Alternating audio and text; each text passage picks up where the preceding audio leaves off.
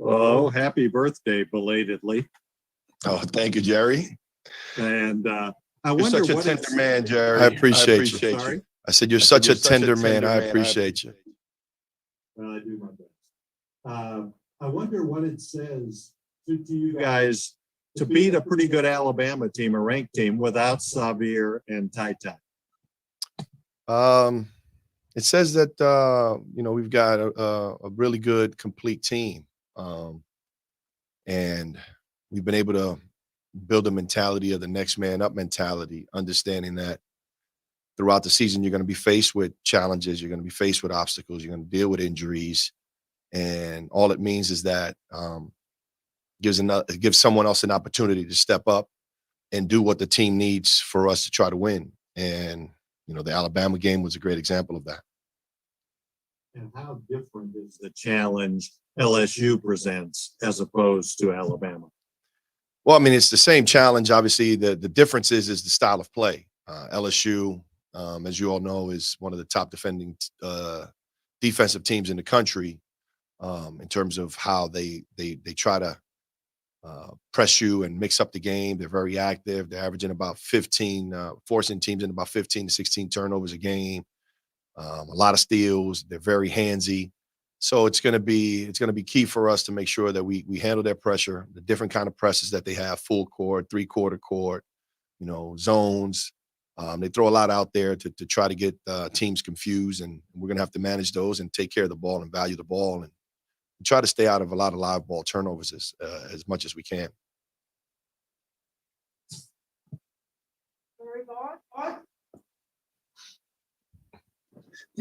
Yeah, Orlando, I wondered, after watching Keion and Jacob play so well together, is kind of your reaction to that even better than what you anticipated? Or did you say, hey, we knew they were going to do that? Yeah, we kind of have seen both of their development and progression throughout the season. Obviously getting a chance to be and play with those guys being that long and athletic, both at the wing and the 4 spot, allows you the benefit of doing a lot of different things. Fortunately for us, that they move really well. They can defend multiple positions, and they can play off of one another. The same could be said for Davion and Kellen. And when you have that kind of versatility on your team, it allows you to play different ways.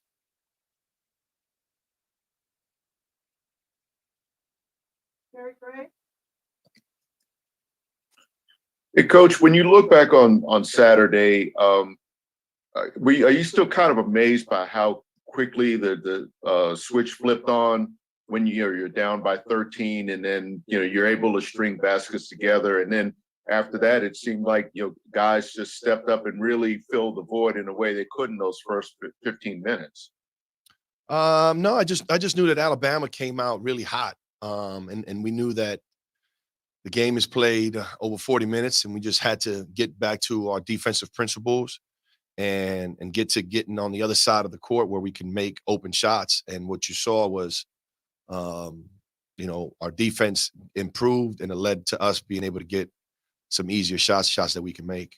And once we were able to turn the tide a little bit, no pun intended,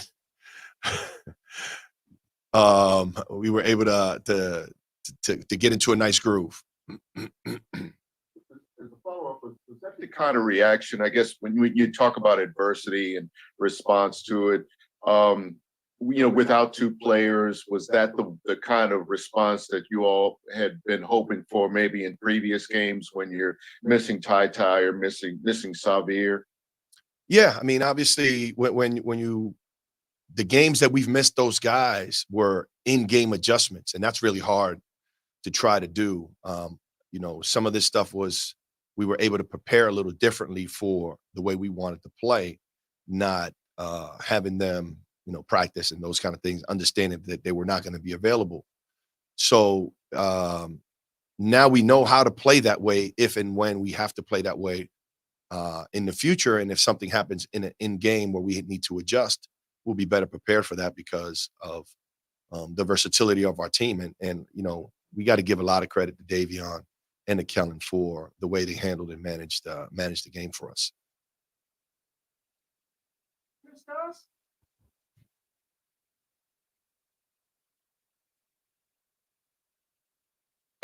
Hello, coach. Hope you're doing well. What impressed you most about the progress of this team made game by game, week by week, month by month so far in the season, and about the versatility of this group? How versatile do you feel you are this season? I think what's impressed us, it has been the different ways that we've had to figure out how to win, whether it's in a tight game in the 50s and the 60s, or in a game where we think we're going to have to play in the 60s and we go, holy moly, no, we're gonna have to score this ball and win in the 90s.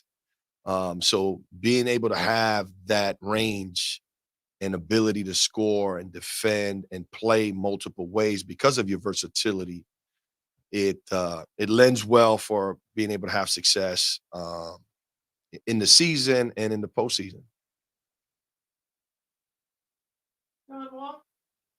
Orlando, what is the status of Wheeler and Washington for tomorrow? And have you seen them since the game last Saturday?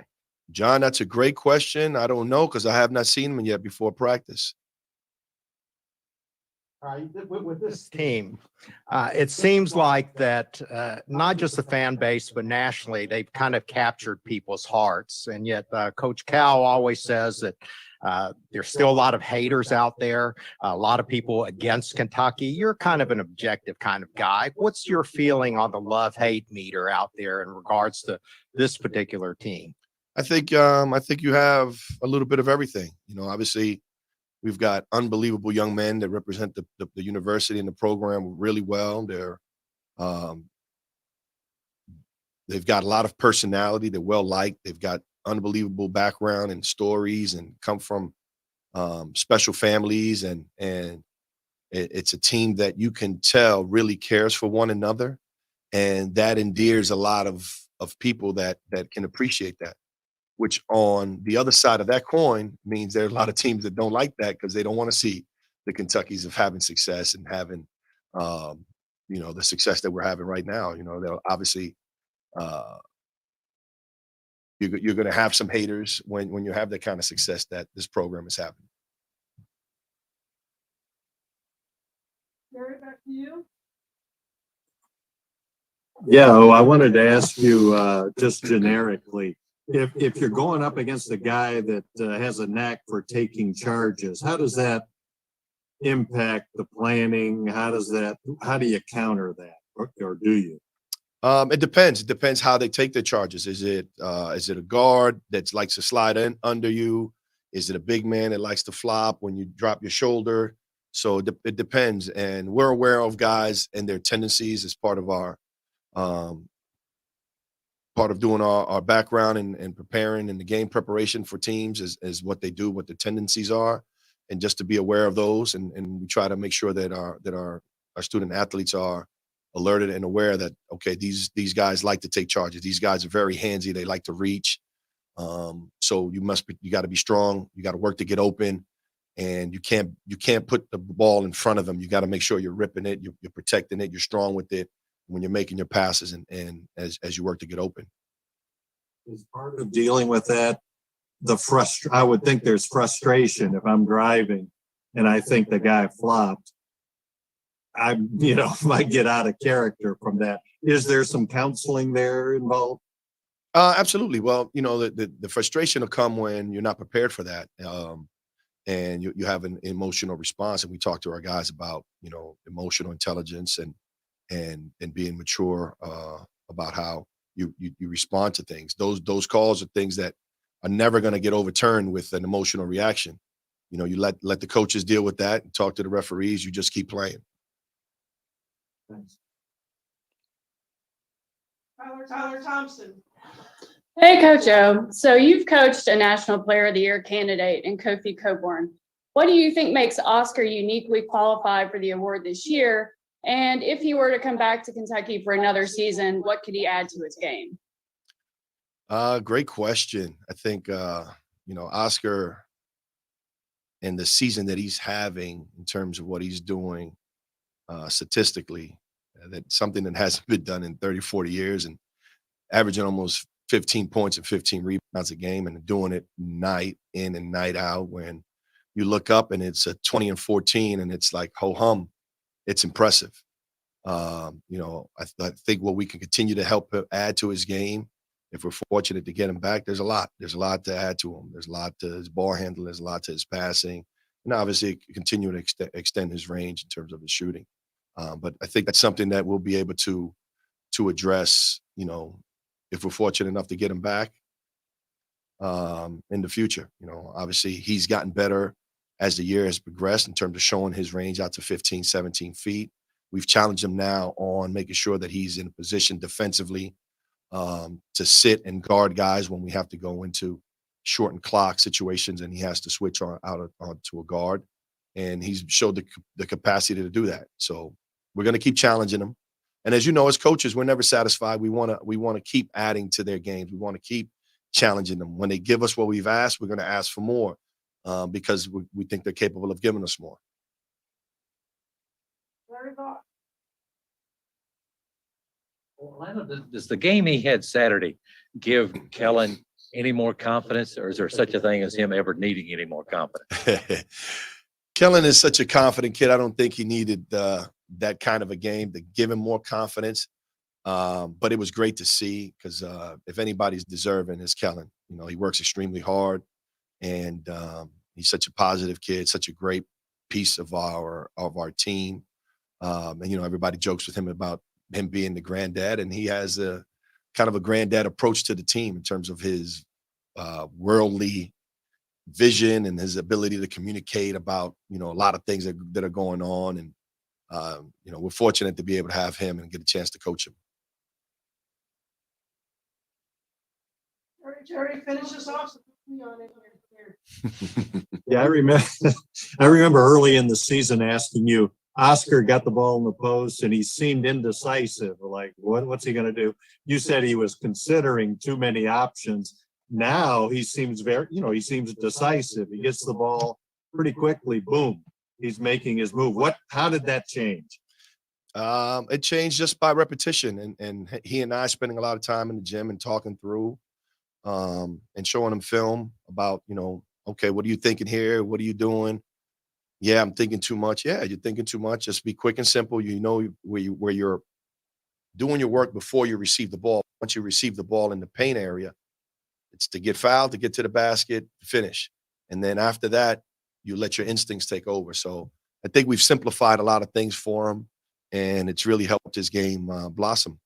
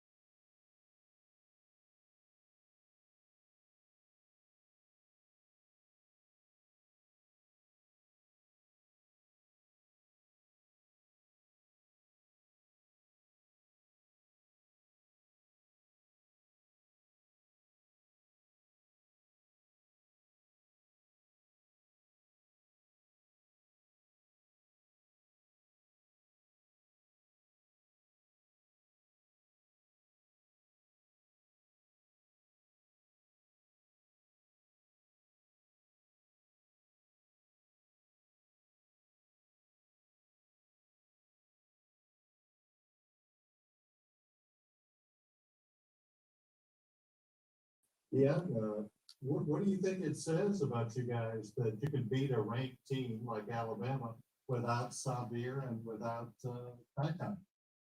I think it just shows the depth and the resiliency of our team. we have a lot of guys who are prepared to step up when the time is called, when the name is called. I think we did that last game. We fought through some adversity. They made a lot of tough shots, made a lot of threes, but we just kept playing, kept fighting, and eventually, the game, the momentum swung our way. And once that happened, we didn't look back. And I wonder what you remember about the first game against LSU. What stands out in your mind? Just some of the little things that we did to shoot ourselves in the foot that cost us the game. And then also, Ty cramping up a little bit. Xavier, getting hurt with that screen. It kind of shook us that game. That's something we weren't prepared for at the time.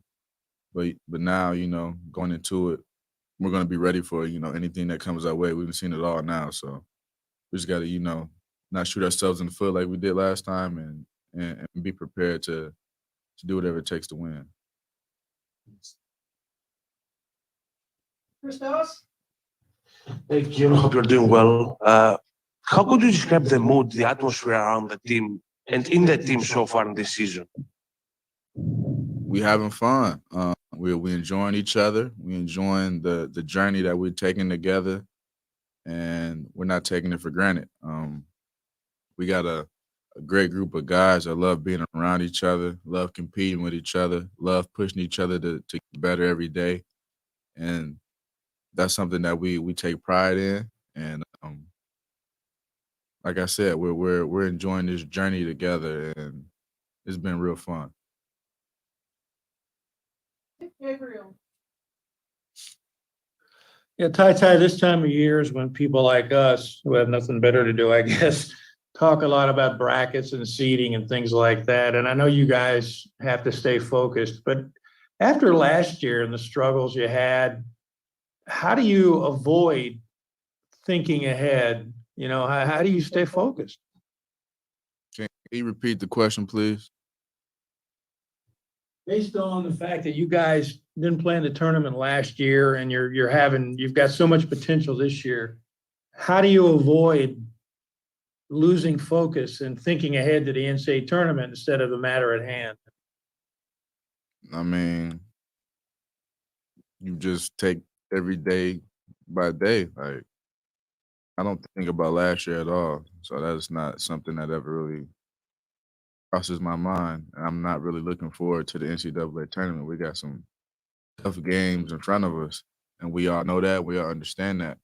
So you got a team that's dialed in and locked in as we are right now. You don't have to worry about losing focus at all. How much does it help that so many of you guys are veterans compared to some of these other UK teams? I can't speak for any other UK teams. I can only speak on the teams that I've been on and the team that I'm on right now. But we got veterans, but even beyond that, even like the younger guys, they all have a certain level of like wisdom about them, and they've grown up so much this year that you don't have to worry about them, not being as focused or not being as dialed in or locked in. Like, this is a whole team that's ready for the moment, living in the moment, and is excited for what we can do going forward. John Wong? It seems like your consistency throughout the year has really improved. What do you attribute that to? Just staying in the gym, believing in God first and foremost, and just taking the pressure off yourself to perform so well. Just going out there and playing the game,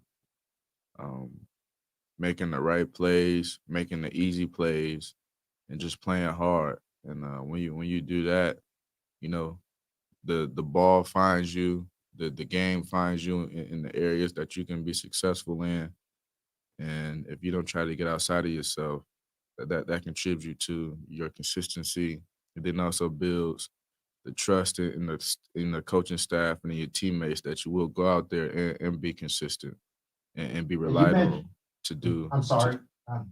You mentioned God, and I know your faith is just super important to you. And to have a Right. teammate like Oscar, who's also grounded in the faith so much, they say iron sharpens iron. What does that mean for you, for both of you guys? In what sense? Yeah, just like two minds linked together, your faithfulness to God, Lord and Savior, Jesus Christ. Oh, it's been great. Not only just me and Oscar, but we have a couple of guys, a lot of guys on our team who are deep in their faith and they believe in the journey that God is taking us on. We've had conversations about it from time to time, but having people like that around you, that just brings out nothing but positive energy. And when you put positive energy out into the world, it comes back to you. All right, thank you. Mhm. Very great. Keion, where have you drawn on your experience and in terms of developing your shot or just taking your shot more? And how are you kind of conveying that to the other guys, to the younger guys, to be more confident with their shot? At first, it starts by getting in the gym, getting up those extra reps, taking the extra time to work at your craft, to work at the shots that you will get in the game. And then, moving into the game after you've built on that, you have the confidence. You have to take the shots that the game gives you. Um, if you're open and it's a shot that you can make, you have to shoot it because that's the flow of the game. Um, the game can hurt you if you try to do things that you can't do and try to get outside yourself. It can hurt the team and it can like I said, it can hurt you. And if you're not taking the right shots and being confident, then you got to take a step back and get in the gym and try to figure that out.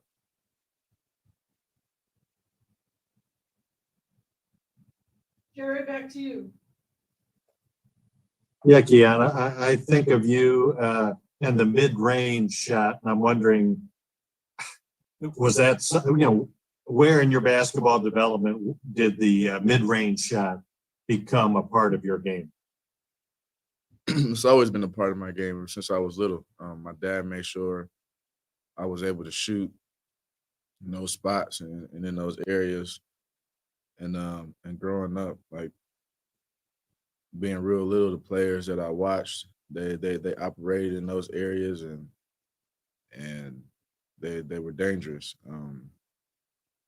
The game has changed a little bit, but I don't.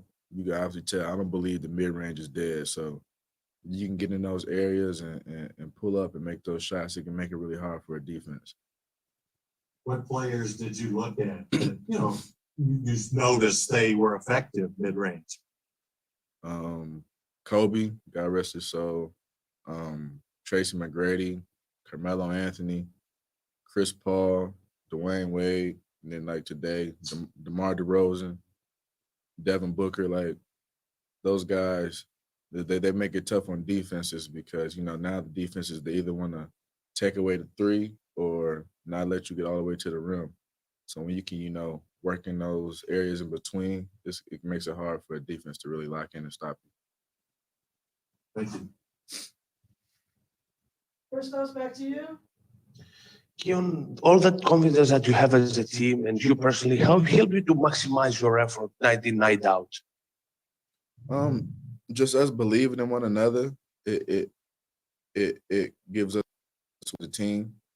And once you have that swagger about yourself as a team, you will go into the game and fight. It becomes second nature.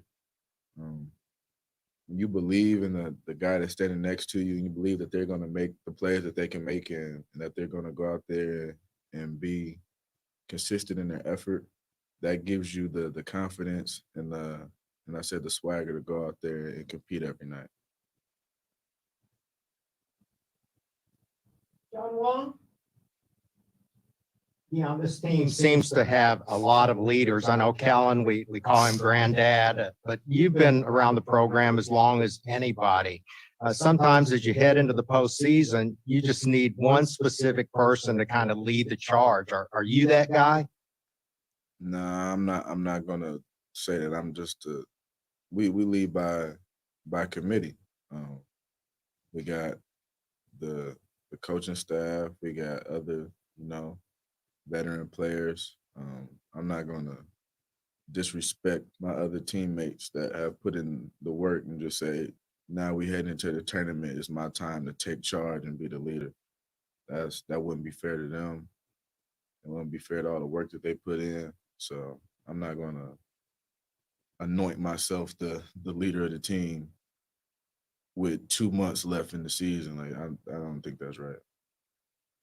Thanks. All right, everyone, thank you so much for joining us today. We're gonna let Keion go now.